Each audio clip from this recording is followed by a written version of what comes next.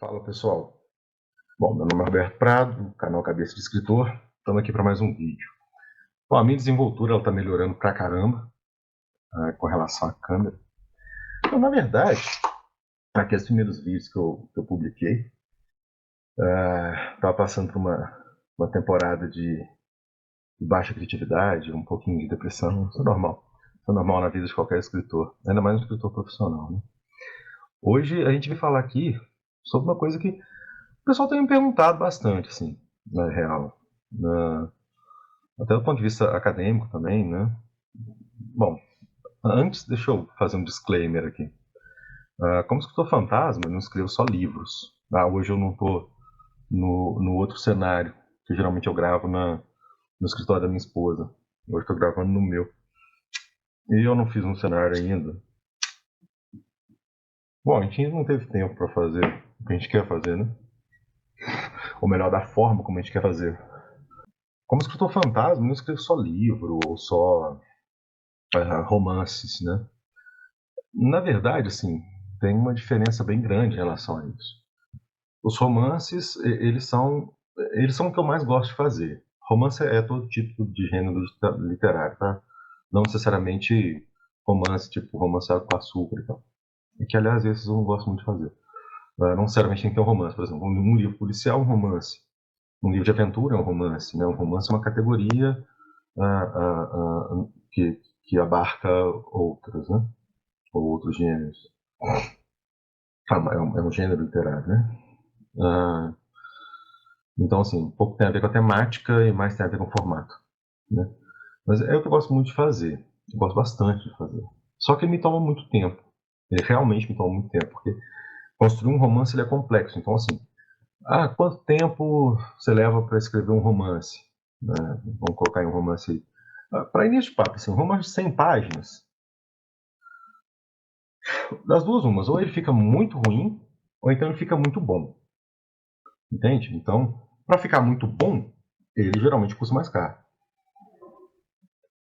Para ficar mais ou menos, ele vai precisar de mais páginas, né? Porque com 100 páginas você tem muito pouco espaço para trabalhar. Então, ou ele fica realmente sensacional, mas geralmente para poucos, ou ele fica muito raso. Por exemplo, quando você coloca vários personagens e cada um desses personagens vai ter uma inclinação ou vai ter um momento dentro do livro, né? E isso vai tomar mais de 100 páginas, com toda certeza.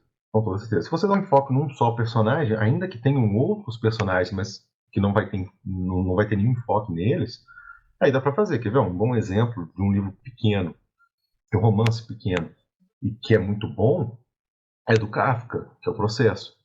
Ele é foda, ele é sensacional. Ele é sensacional. Só que ele é focado num só autor, né? Num só ator, num só personagem.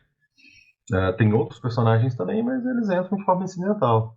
Quando você se dedica só a um personagem, né, então ele fica melhor e ele vai ocupar menos espaço. Espaço que eu falo é espaço mesmo, de páginas e tal. Também tem a forma de fazer não dando muita atenção ao histórico do personagem e todas as implicações dos acontecimentos na vida dele, bem como os acontecimentos de outras pessoas que acabam impactando nesse personagem, né? Mas, de qualquer forma, voltando ao assunto original, né? E logo eu vou voltar ao disclaimer, eu demoro um pouquinho para falar as coisas, né? Mas, enfim. Eu gosto bastante de fazer romance, mas o romance ele me toma mais tempo, me toma mais energia também. Ele me toma mais energia também. Igual, estou escrevendo um agora, eu tenho que, na verdade, concluir romances, eu tenho atualmente 3 para concluir.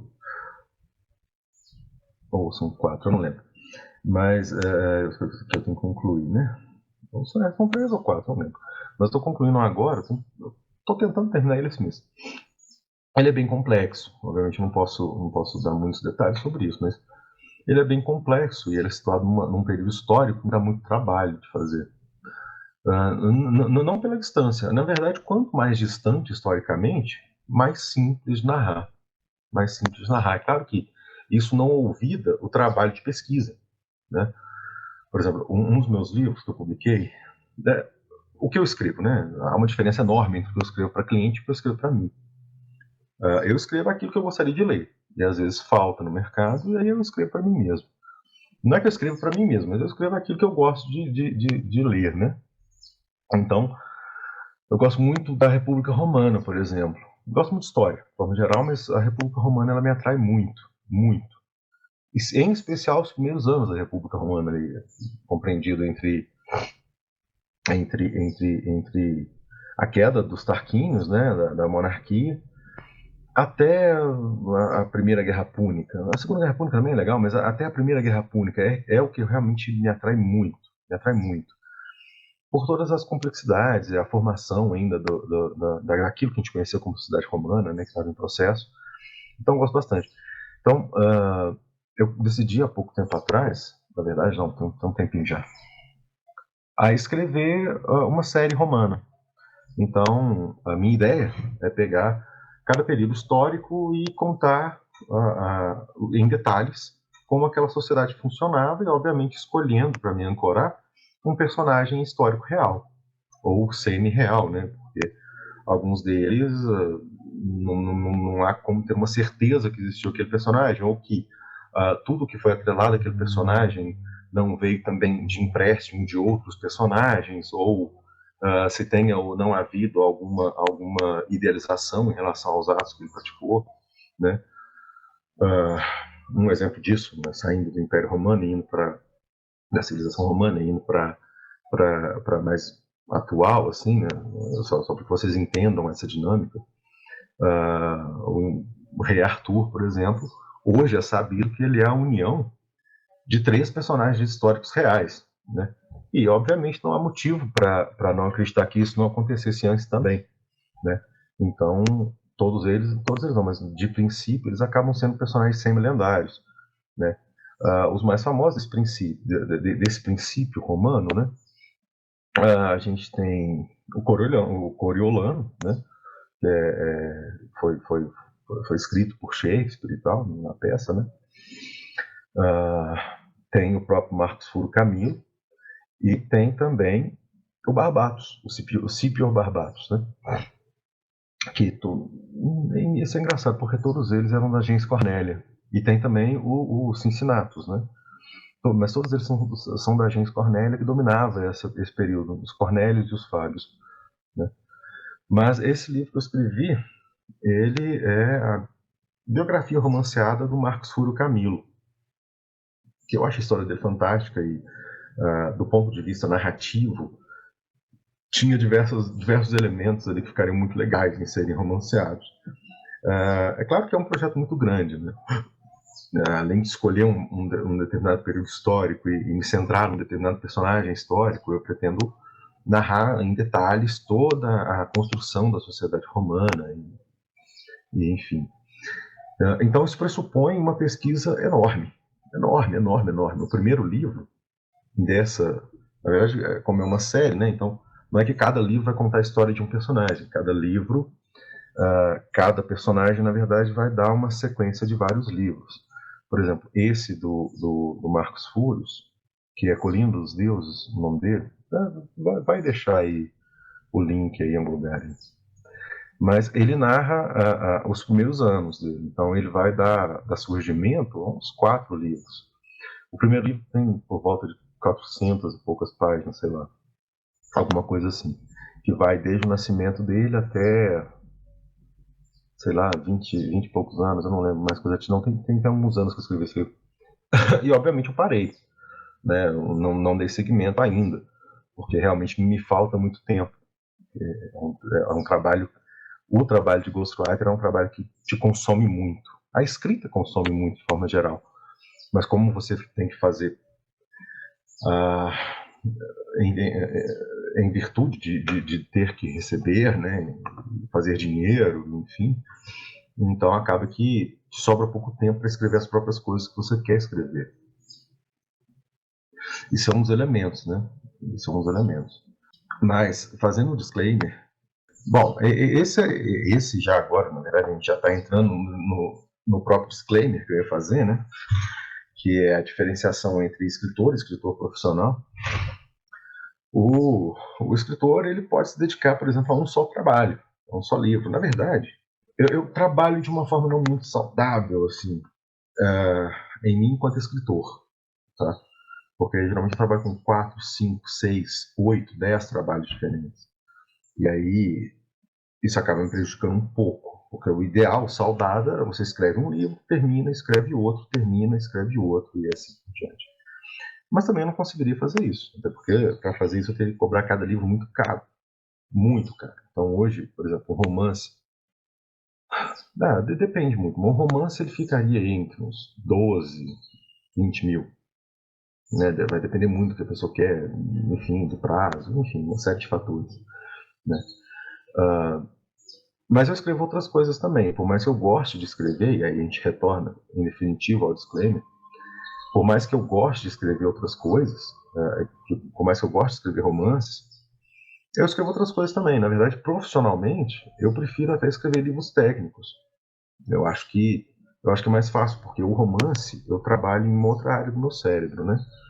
Não é nem só com o meu cérebro, eu trabalho com o meu espírito também. Então, isso me cobra mais. Quando eu tenho que usar só o meu cérebro, tranquilo, tranquilo. Há um cansaço, óbvio, mas não chega nem perto de ser um cansaço que me abate quando eu escrevo um romance, né? Então, se eu pudesse escolher, eu escolheria um romance, escolheria trabalhar só com livros técnicos, porque são mais fáceis, são mais rápidos de fazer. E aí até independe um pouco da profundidade. Na verdade, eu tenho mais facilidade de trabalhar com livros mais complexos, de criar livros mais complexos. Por exemplo, livros destinados à faculdade, que eu já fiz alguns, né? Então, sim, isso me é melhor. Eu ia dizer que me é mais fácil, mas isso soaria presunçoso. Então não vou falar que é mais fácil, mas para mim é melhor, me custa menos, né? Mas, algumas questões, né? Sim, eu também faço trabalhos acadêmicos para outras pessoas. Na verdade, a gente costuma dizer que eu faço textos, né? Então, o que a pessoa vai fazer com esse texto aí é o problema dela. Então, sim, mestrados, doutorados, TCC eu não faço. TCC eu não faço, é cansativo, geralmente é muito raso, então é chato, enfim, não gosto. Mestrados, doutorados, pós-doc, eu já fiz alguns. Gosto pra caramba, até porque me mantém exercitado, né? Me mantém sempre estudando, né? Por que eu estou fazendo esse disclaimer? Porque hoje a gente vai conversar sobre a AI, ou IA, né? Que é a inteligência artificial. Eu acho engraçado falar IA. AI. Mineiro, né? AI. Mas da inteligência artificial e do uso dela. Lógico que aqui caberia uma análise de mercado sobre isso, mas não vou fazer até porque vai ficar. Já está um vídeo longo, mas vai ficar maior ainda. Então não vou fazer essa análise. Só vou falar do uso ou não da ferramenta para criar, enfim, né? Quando, obviamente, tem algum tempo já que estão desenvolvendo, vou falar especificamente do GPT, porque é o que deu né, mais visibilidade, foi o que ficou mais famoso. Mas eles estão desenvolvendo isso há um tempo já. A primeira IA generativa, eu acho que ela é de 2015, 16, sei lá. É bem antiga, na verdade. É bem antiga. Mas o ChatGPT está sendo desenvolvido desde 2018. Desde 2018. E a ideia é que, bom, aqui eu tenho que fazer só uma rápida análise, eu não vou entrar muito, mas a ideia deles era substituir o Google. E tá longe pra caralho. Não chegou nem perto. Não chegou nem perto. Nem perto. Nem esbarrou. Né? É claro que, por questões de algoritmo, o Google também ele tem algumas dificuldades hoje em dia. Né? Hoje você precisa ter mais conhecimento para pesquisar no Google do que há um tempo atrás. Há um tempo atrás, pesquisar no Google era mais fácil. Você encontrava mais fácil aquilo que você queria com exatidão. Mas é algoritmo. Quanto mais informação ele tiver, mais poluído ele vai ficar e mais poluída vai ser o resultado da pesquisa. Isso é invariável. Isso realmente é invariável. Então não tem como fugir muito disso, não. Mas, quando o ChatGPT, eu vou contar algumas histórias, tá? Primeiro eu vou falar sobre isso, depois eu vou contar algumas histórias. Quando o ChatGPT surgiu, foi até um cliente meu. Surgiu assim, eu já tinha ouvido falar dele, mas do desenvolvimento dele, né? E aí um cliente meu, um cliente de mestrado na época, isso aí. por 2 anos, a gente estava começando a levantar os muros aqui da chácara que a gente comprou. É até por isso que a gente está meio improvisado ainda. E isso reflete, por exemplo, na nossa produção de vídeo e tal, porque a gente tem interesse realmente de abastecer bastante esse canal. Mas a gente não tem feito com a velocidade que a gente queria, porque, como disse, a gente precisa trabalhar, a gente precisa ganhar dinheiro, enfim, né? E também precisa mexer na casa também, porque tá meio zoneado, né? A gente fez isso para sair do aluguel rápido, porque o aluguel ninguém merece, né? E também porque eu tenho 20 cachorros atualmente, né? Tenho o Evaldo, os filhos dele, vai apreciar a foto dele. E, enfim, então a gente está nesse processo de uma construção eterna, né? Então tá tudo meio zoneado, assim. Mas aí foi um cliente meu que me falou sobre ele. A gente estava fazendo o mestrado dele, tinha feito a primeira parte, já tinha passado pela banca, não pela banca, né, mas pela pré-banca e tal. E aí faltava análise de dados. E ele ficou entusiasmado pra caralho. Falou, Roberto, talvez te ajude aí e tal, não sei o quê, porque prazo pra mim é sempre. Né, é comum que os clientes me perguntam quando eles voltam assim, Roberto, como é que é seu prazo? E a resposta é sempre a mesma. Velho, que prazo? Não existe prazo. Eu não tenho prazo. Né? Eu estou sempre errado. Acho que nesses 4 anos, seguramente eu tirei um mês de férias, de fato, e eu devo ter ficado aí uma vez mais de 4 dias sem nada para fazer. Uma vez. Então foram 4 dias sem ter nada para fazer ao longo de 4 anos. Né? Então a questão de prazo realmente é bem complicada. Aí ele me falou sobre isso e tal, né? Eu nem dei bola. Eu vou nem ver. Na época eu estava muito cheio de serviço, inclusive muito cheio de serviço. Mas ocorre que passou um tempo e ele tinha pagado só para eu fazer a primeira parte, né? Ele não tinha fechado a segunda parte, nem nada e tal, mas ele só falou que queria que eu fizesse. Ou pelo menos que eu ajudasse ele a fazer, porque era análise de dados e era um tema bem complexo, eu não posso entrar em detalhes, mas era um tema bem complexo, assim. E um tema... Bom, eu posso falar que era na área da computação. Aí eu não falo muita coisa sobre isso, mas era um tema que eu realmente não dominava muito. Né? Eu conheço todos os princípios e parte da aplicação, mas assim, quando entra na fabricação mesmo de comandos e tal, isso não tem porra nenhuma. Na verdade, qualquer coisa, por exemplo, física quântica, eu entendo pra cacete o conceito. Pra caralho mesmo. Agora, quando entra conta, entrou matemática no meio, eu sou um nécio. Eu não consigo nem entender o que está escrito. Entende? Não o escrito, né? Mas, por exemplo, x elevado a pato, que dá tijolo elevado a quadrado, descendo linha. Eu nem sei que porra é essa.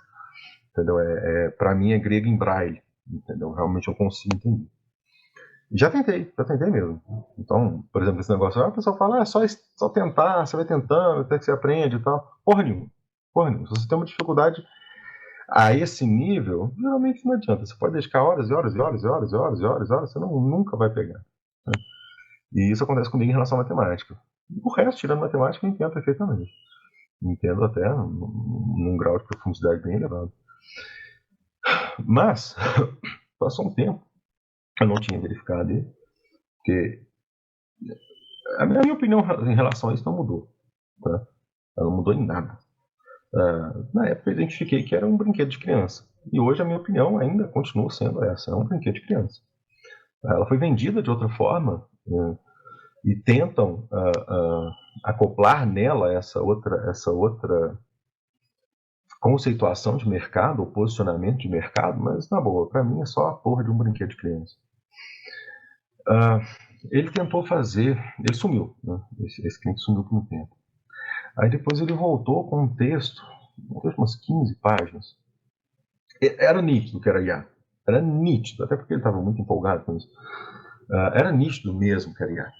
Mas como é que você sabe? Então, além de ser escritor, eu já fui professor, né? Então, cara, se você me entrega um texto, eu vou te saber.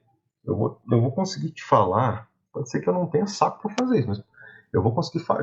Se eu me dedicar a ele, me debruçar a ele, 2, 3 horas, eu consigo te falar as fontes que você usou, e quanto tempo você levou para pesquisar.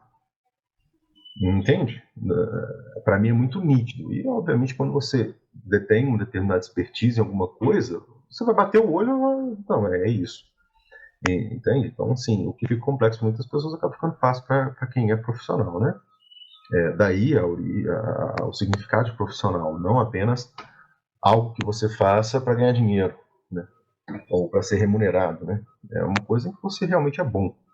E devido à prática, você acaba que fica melhor a cada dia. Então, eu gostei texto. Assim, eu vou contar a história primeiro, depois eu dou a minha opinião. O texto estava muito ruim. Estava hiper bem escrito.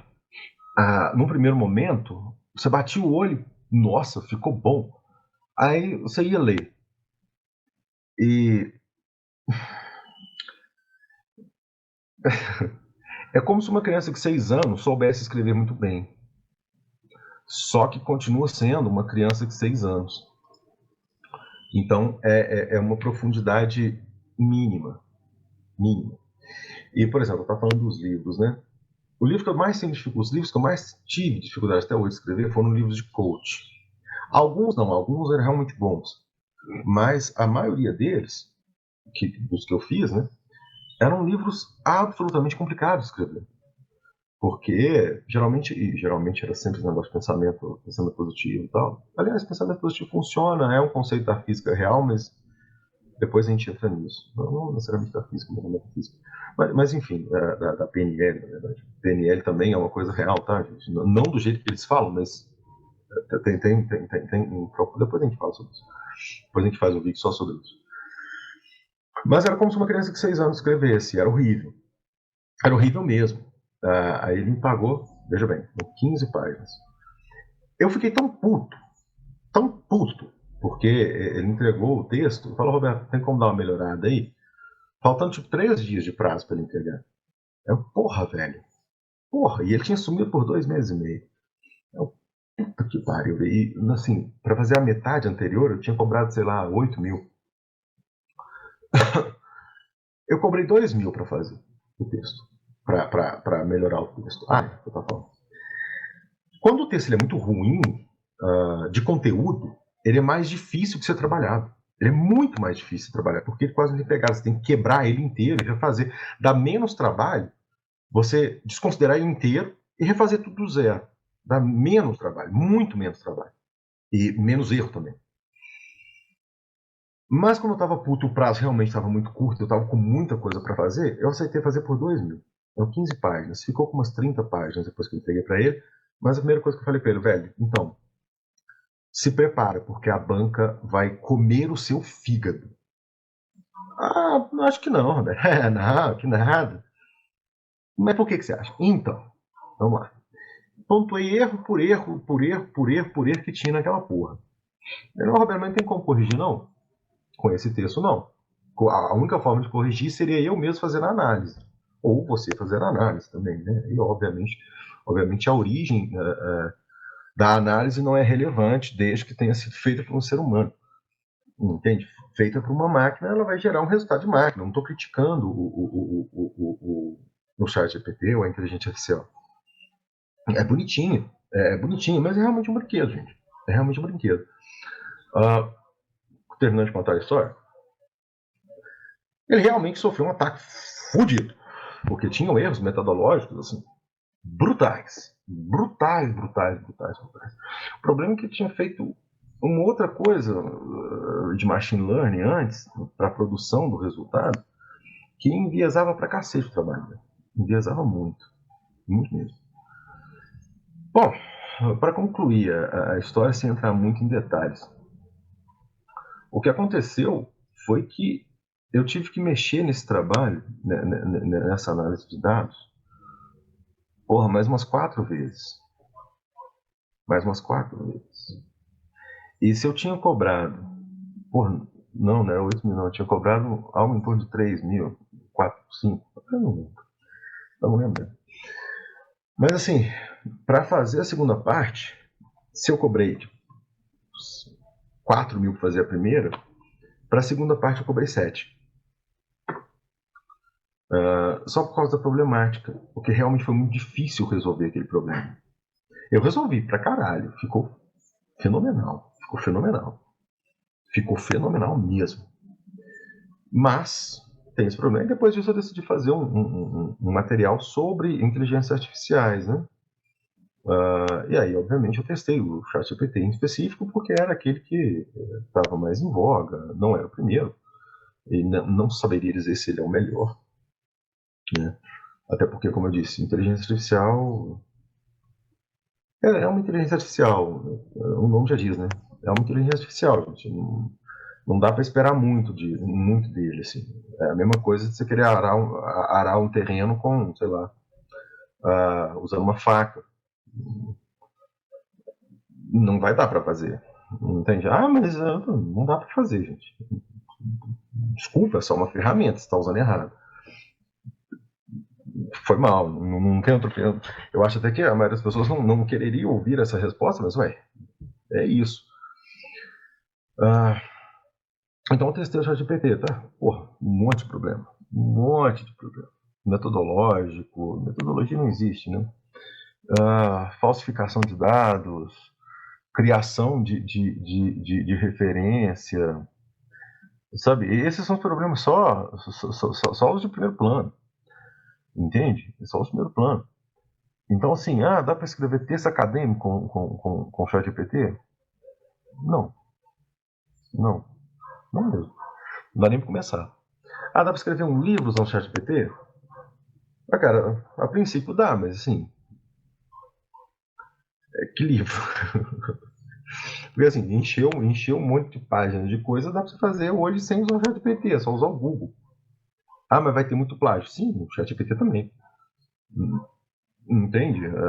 Na verdade, talvez você tenha menos trabalho e talvez fique até mais protegido usando o Google do que usando o ChatGPT. E eu não estou falando da inteligência artificial do Google, não, estou falando do Google mesmo. Então, assim, um romance escrito pelo ChatGPT ou pelo qualquer inteligência vai ficar bom? Dificilmente. Dificilmente, por causa da lógica de algoritmo. A lógica de algoritmo, ela vincula a informação sempre à informação precedente. E o máximo que ela faz são pequenas elipses. Entende? Só que as pequenas elipses, elas não conversam entre si. Entende? Então, o texto produzido por inteligência artificial, ele sempre vai partir desse ponto de retorno e remastigação, retorno, remastigação. E então não tem como ter um desenvolvimento real, né? Então, assim, minha opinião, né, para a gente encerrar o vídeo, minha opinião sobre inteligências artificiais e o uso dela profissional, pelo menos na escrita. Tá? Eu não testei em outros campos, né, e hoje eu não vejo um campo em que ela poderia ser de fato utilizada profissionalmente. Eu vi uma matéria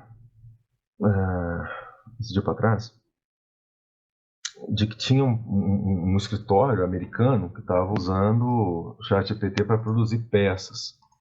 É claro que geralmente são peças daquelas peças, quem é do mundo jurídico vai saber o que eu estou falando, tá? A minha formação é em direito. Eu sou bacharel em direito. Eu não exerço a profissão de advogado, mas a minha formação é bacharel em direito. São aquelas petições simples, né? São petições que é basicamente para o pé colar, né? Tanto é que muitos escritórios sempre tiveram isso meio que pré-pronto, assim. Um documento já pré-pronto que geralmente era o estagiário fazia, ou um advogado iniciante, né? Que só ia lá e preenchia os dados, tá? Então já era meio que automatizado. Então a única diferença aí é que mudou de Taylor para Ford, ou Ford para Taylor, né? É só isso. É só uma automatização maior, né? Porque montar um caso, e eu nem vou entrar no aspecto penal, tá? Falando montar um caso, sei lá, de sucessão, né? Eu acho bem complicado. Eu acho bem complicado, não, eu acho impossível. Eu acho impossível. Então, claro, elementos que se repetem, né? Por exemplo, você vai montar uma inicial. Tem vários elementos ali que se repetem, né? Por exemplo, as leis que incidem sobre aquilo lá, né? Não vai mudar muito, né? É claro que tem a possibilidade da inteligência artificial chegar com outro resultado para você, e isso pode prejudicar para caramba, pode inclusive gerar a inépcia da inicial. Mas, para coisas que sejam automatizáveis, aí tudo bem, aí eu acho que dá para ser usado. São coisas que são replicadas, entende? São replicáveis. Tudo bem, entendeu?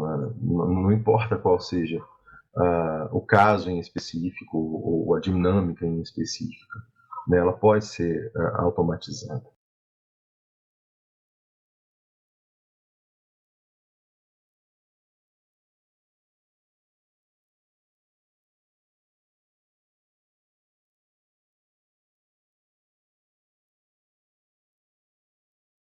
Agora, para produzir textos sérios, por exemplo, um livro, né?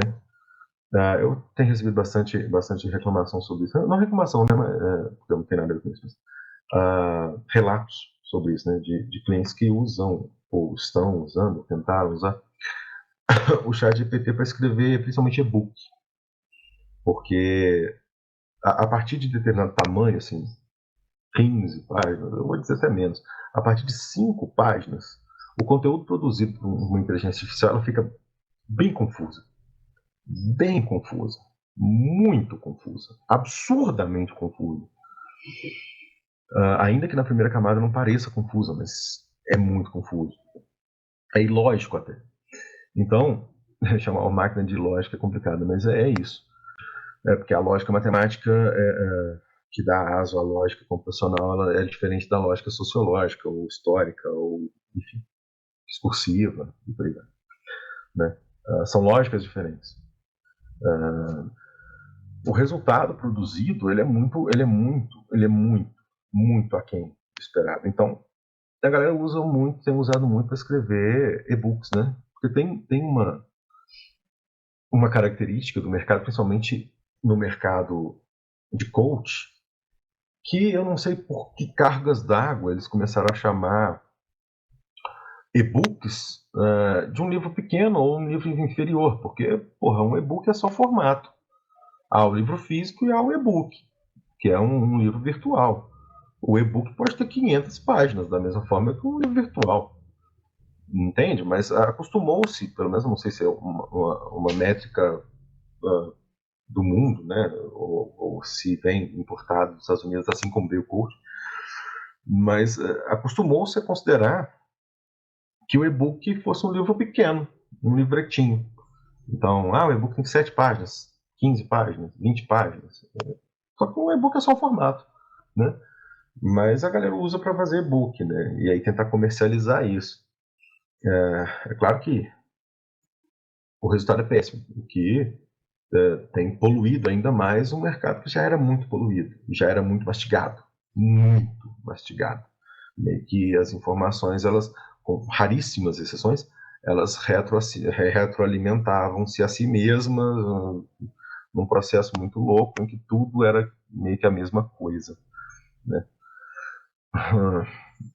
Então, o chat GPT ou as inteligências artificiais, elas fizeram só dar mais ênfase a uma situação que já ocorria, né? E a galera já tem começado a parar de usar, assim, porque já viram que não dá. E fica muito ruim e prejudica, inclusive, o próprio mercado, né? Porque deles mesmo, consigo mesmo. Porque meio que todo mundo vai produzir só a mesma coisa. Ah, mas já produzia. Sim, já produzia, só que agora está muito maior. Então, se antes era no nível 2, hoje é no nível 8. Entende? E, obviamente, isso gera uma poluição muito grande. Né? Então, a galera tem parado e, na verdade, já tem começado a ir para a produção de livros, realmente, para suplantar justamente essa questão da quantidade de e-books que tem hoje em dia, falando mesma abobrinha, mesma abobrinha, mesma abobrinha.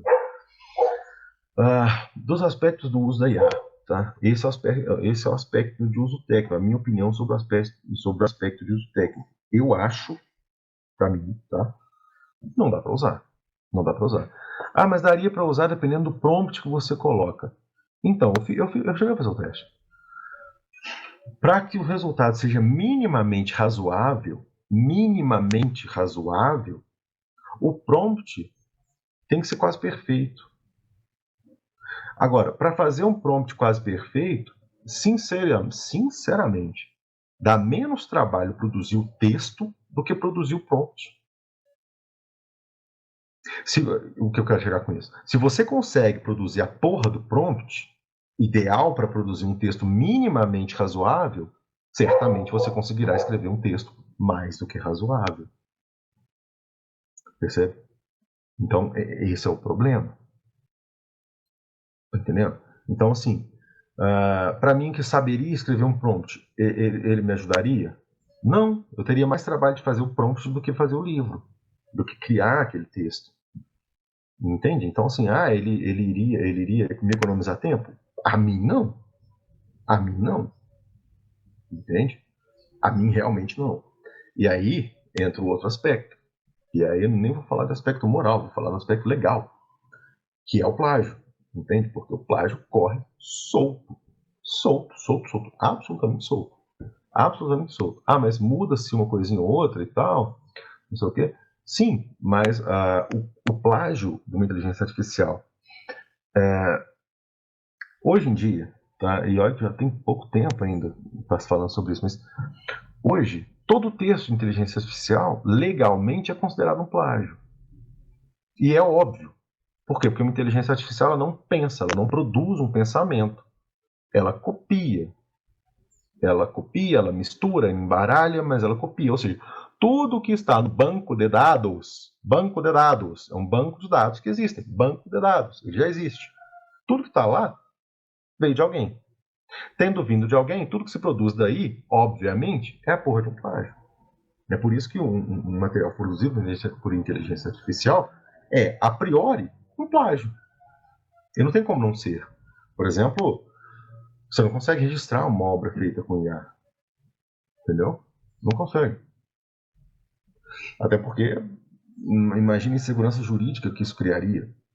Não há como, por exemplo, prever que uma IA não vá produzir um texto muitíssimo similar para você e para o outro fulano que pediu a mesma coisa, ou com um prompt parecido. Ou ainda, por exemplo, se pessoas como eu, que têm a habilidade de escrever prompts, começam a escrever livros de prompts. Sei lá, já tem visto isso, na verdade. Os 800 melhores prompts para escrever um romance. Ou como escrever um romance através da IA, entendeu? E aí eu coloco todos os prompts lá. Obviamente que se você comprou esse livro, eu não tô falando que eu vou fazer, tá, gente? Como eu disse, isso me daria trabalho pra cacete, e eu não tô afim. Mas se você comprasse esse livro, por exemplo, a possibilidade de que você, usando esses prompts, obtivesse um resultado muito semelhante ou idêntico a outra pessoa que tivesse comprado também esses prompts e usasse também esse prompt, seria gigantesca. Seria gigantesca. Então, nesse caso, por exemplo, que eu acabei de dar o exemplo, a quem pertenceria a propriedade intelectual? A mim? A IA? A você que pediu? A outra pessoa que pediu? Como é que seria essa propriedade intelectual? Ela seria dividida em todo mundo? Então seria uma espécie de propriedade intelectual fluida, né? Não entrando necessariamente em Bauman, mas dando continuidade ao pensamento dele. Como é que funcionaria isso? Olha o nível de insegurança jurídica que isso seria. Entende? Porque, veja, legalmente e também moralmente, não haveria problema de eu produzir um livro de prompts para serem usados. Agora, moralmente, seria estranho que você e outra pessoa usasse o mesmo prompt e obtivesse um resultado muito similar. Entende? Até porque aquele resultado, mesmo com um prompt muito bom, ele teria vindo de um banco de dados. E esse banco de dados, ele é uma amálgama do pensamento de várias outras pessoas. Provavelmente até em alguns casos, até teu mesmo. Né? Então isso seria complicado. Isso seria bem complicado. Para uso acadêmico, eu não vejo como.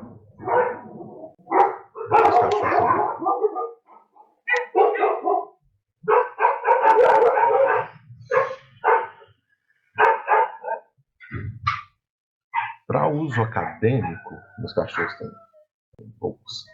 Para uso acadêmico, eu realmente não vejo como. Mas como a gente já está com 40 minutos de vídeo, eu vou deixar para um próximo, tá? Aí eu prometo também, tá, gente? Eu sei que tem pouca gente curtindo agora e tal, mas faz parte também, né? E pouca gente vendo também. Então, se você é um dos poucos que vem, curte. Mas eu sei que ainda está bem mambembe o conteúdo que a gente está produzindo, e isso é normal, tá? Isso é normal. Mas eu prometo que a gente vai fazer uma coisa mais profissa nos próximos meses aí. Aqui está no estágio de experimentação ainda, tá? É claro que essa experimentação deveria ter sido feita há 2, 3 anos atrás.